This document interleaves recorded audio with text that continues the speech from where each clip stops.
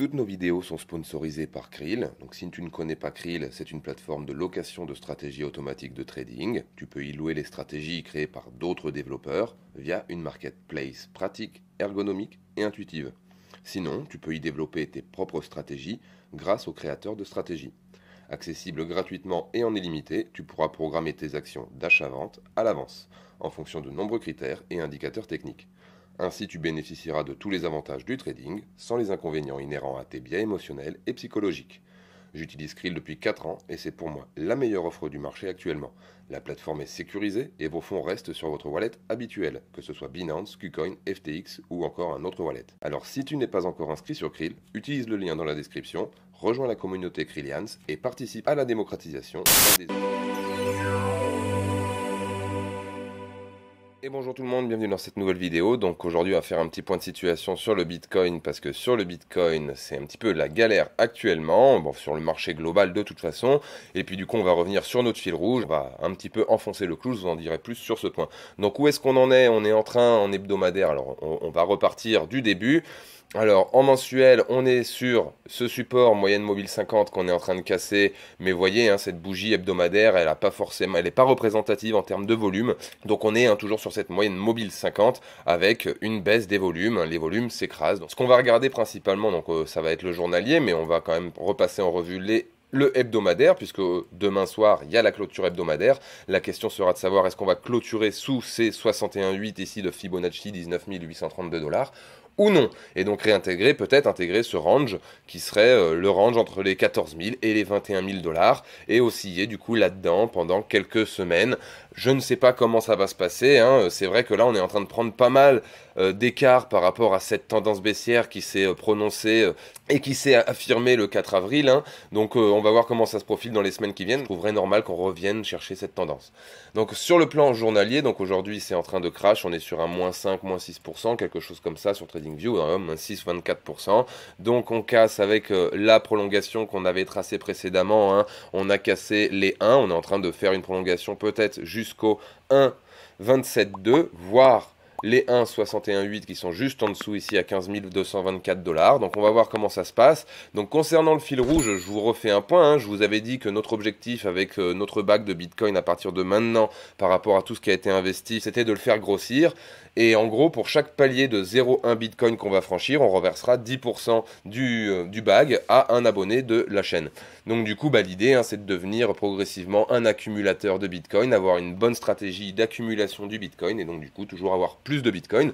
Ce qui veut dire que quand il y aura un Bitcoin ou deux Bitcoins peut-être dans le bag, ce que j'espère et ce que je rêve d'une certaine manière, il y aura forcément des abonnés qui toucheront 10% à 20% de ce bag quand il sera atteint. Du coup, je vous invite à rejoindre la chaîne et vous y abonner, et puis en avant tous ensemble pour se transformer d'un petit poisson dans l'océan en une baleine peut-être. Donc on va continuer, hein, donc sur le plan intraday, puisque là c'était le plan journalier, sur le plan intraday on l'a vu, on vous avait tracé ce range en H4, le range a été cassé à la baisse, donc du coup nous on s'est fait sortir, on était rentré sur les futurs, on s'est dit on va retravailler ici, on va aller rechercher, on n'a pas été recherché, donc du coup on est en train de casser à la baisse, la question c'est de savoir est-ce que c'est un excès en H4 ou pas, donc ça on va le voir, hein, dans la journée certainement. Et puis si on va sur le plan horaire, hein, on a toujours cet écartement de la BB puisqu'on est en train de prendre de la volatilité.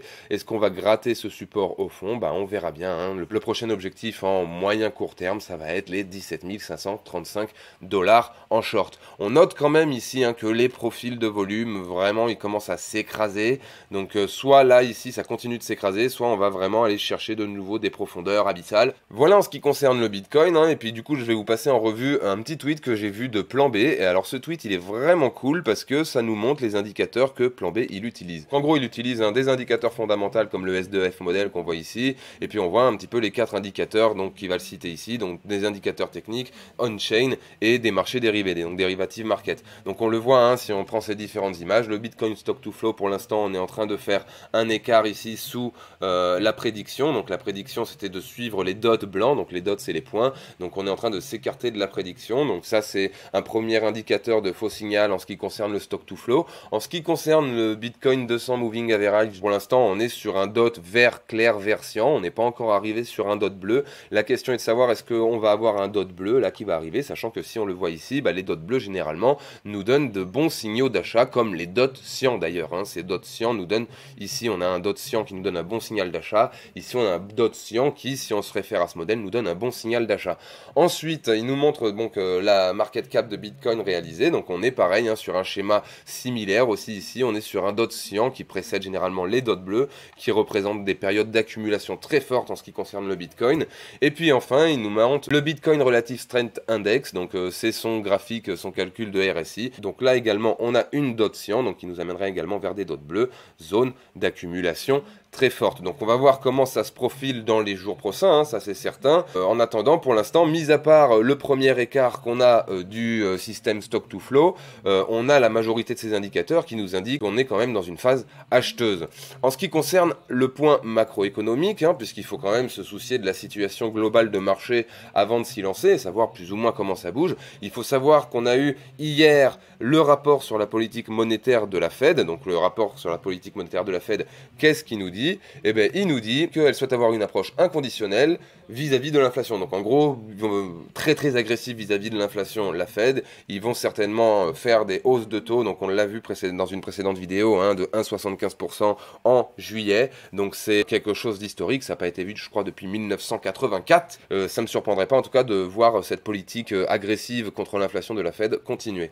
Et bon, en ce qui concerne les stablecoins et les crypto-monnaies en particulier, on a ce petit trade qui est sorti dans le rapport, qui met en évidence la fragilité structurelle du marché et des pièces stables, et précisément ça fait référence au dernier crash de Terra USD, tout ça, et donc ça interroge des stablecoins, ce que je trouve tout à fait légitime, bien que en un sens, ça vient aussi appuyer une certaine politique dans laquelle on se retrouve actuellement. Je vais vous montrer ça tout de suite, via un article qu'on a trouvé d'abord sur le journal du coin, on a trouvé Euroc là. Alors l'Euroc, c'est le nouveau USDC que Circle va lancer. Alors pour rappel, Circle c'est une entreprise américaine, donc c'est une entreprise américaine qui manifestement va gérer l'émission de USDC. Donc d'un côté, on a la Fed qui dit voilà les stablecoins, machin, tout ça, c'est compliqué. Et de l'autre côté, on a vraiment le profil Euroc, vraiment le profil de la honte, parce qu'il y a la communauté crypto. En tout cas, on a ce tweet de Pierre Persson qui l'a bien formulé, qui nous dit que voilà que le jour où Mika sera adopté, va condamner en fait toute perspective